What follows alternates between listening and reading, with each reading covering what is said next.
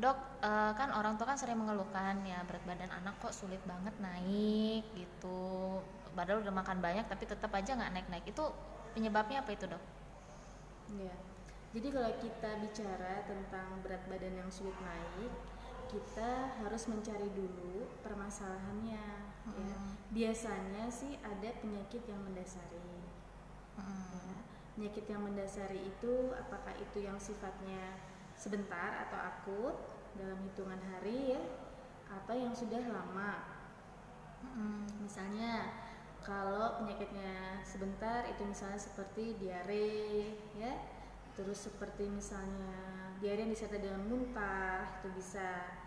Kalau yang agak lama ya, misalnya TBC atau TB ya, istilahnya TB pada anak atau misalnya HIV pada anak gitu ya. Nah, itu semua menyebabkan berat badan sulit naik. Mm-mm. Nah, sebetulnya berat badan itu merupakan satu dari beberapa indikator pertumbuhan anak ya.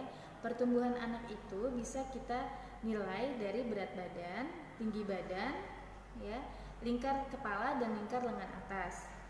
Berat badan itu menurut usia, tinggi badan menurut usia, berat badan menurut tinggi badan, dan juga lingkar kepala menurut umur, dan lingkar lengan atas menurut umur. Nah, itu nanti setelah didapatkan datanya, kita punya kurva tersendiri untuk menilai, sehingga nanti diinterpretasikan apakah anak ini berdasarkan data-data itu termasuk gizinya, status Mm-mm. gizinya baik, kurang, atau malah lebih, atau malah obesitas gitu. Mm-mm. Iya.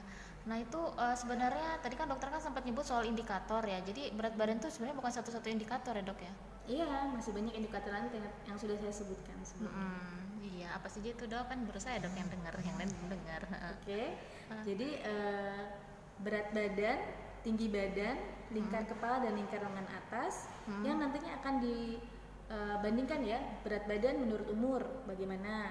Misalnya berat badan dia anak usia 6 bulan, berat badannya misalnya 4 kilogram. Nah, berarti apakah berat badan menurut umur ya, berat badan yang 4 kilogram ya, di plotting atau dimasukkan ke dalam kurva untuk anak usia 6 bulan itu termasuk status gizi yang mana. Nah, terus misalnya tinggi badan menurut umur ya, misalnya tinggi badan anak usia 6 bulan misalnya 60 cm.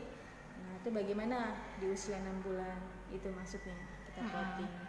Nah, nanti tentunya itu akan diinterpretasikan setelah di plotting. Plotting itu maksudnya memasukkan data ke dalam kurva. Iya dok.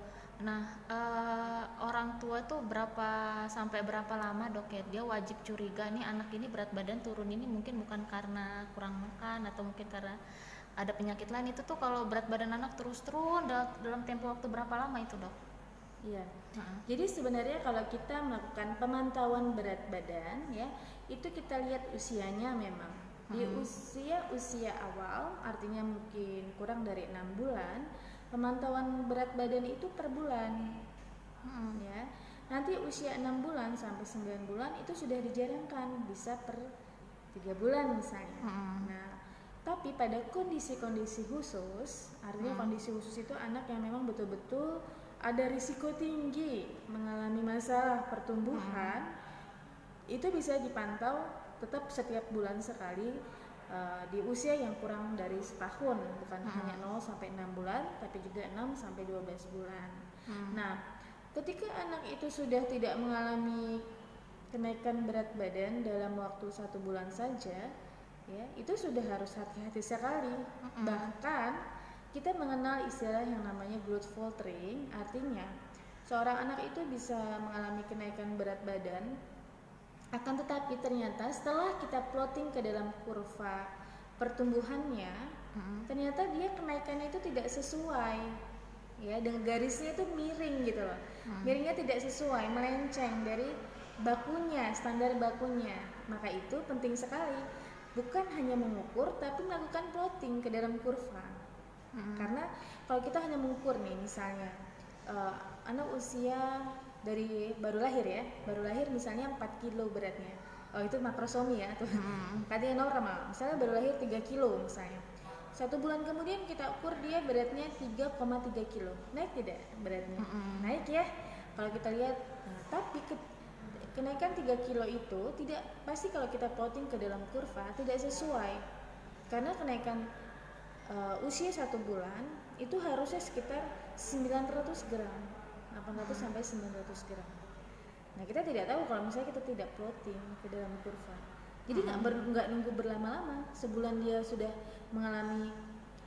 tidak mengalami kenaikan berat badan atau mengalami kenaikan tapi tidak sesuai pun itu sudah harus dikonsultasikan langsung ke dokter ya. Oke dok, makasih.